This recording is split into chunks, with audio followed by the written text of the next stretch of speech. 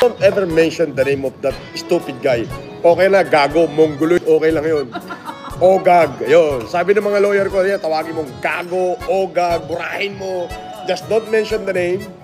Hindi siya yun. Scammer po ako. Ba, wag mo aminin. Yun yun. Ang hirap pala magsampa ng kaso kaya. Pag tinanggap ng prosecution yung kaso, siguradong may kulong. Kasi hindi na pwede yung probable cause. Kailangan. Naaabuso daw. Dapat prima facie evidence. Ang dami yung bash ngayon. Pero pag tinignan mo lahat ng mga nagko-comment sa akin ng bad, puta bagong gawa yung ano? As in created 5 hours ago. Created. How? Hold on, bro. How? Oo. No subscriber. Ano kaya yun? Troll farm. Patrol yun. Hindi siya mananalo sa akin. Basta importante, ikakahong ko siya. Promise. Let's see. Naghihintay daw doon sa kanila, kanina. Napanood ba?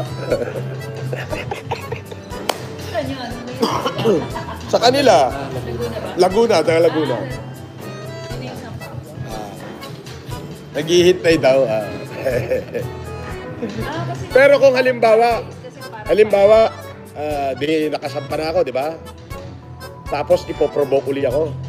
Yung tipong pupuntahan niya ako sa lugar ko, babasagin ko na mukha niya. Pwede na.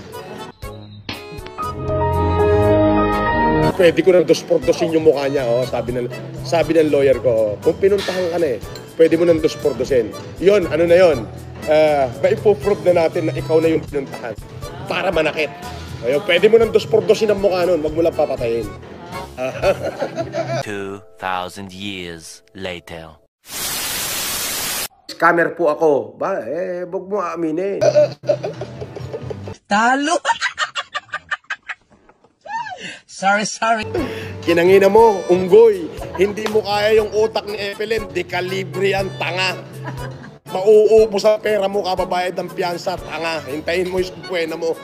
Kinangina mo, bobo. Sana yung troll farm mo, mailigtas ka dyan sa korte. Kinangina mo. Good luck. No. They want bullshit? I give them bullshit. Lahat ng vlogger na yan, isinama na dito sa pangalawang ipapasok. Lahat, pati yung mga nauna pa na ng balahura sa akin.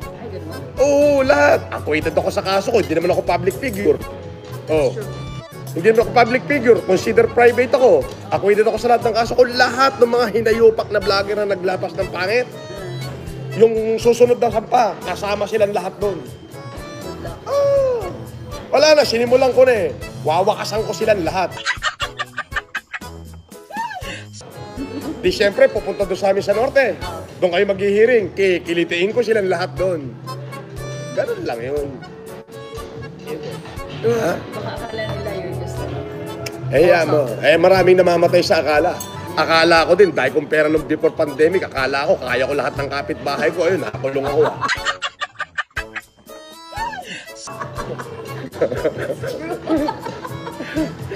Tarang yung buhay ito. I'll just get something. Ano, boss? Ay, Wala ko, buti ka na tuloy umalis.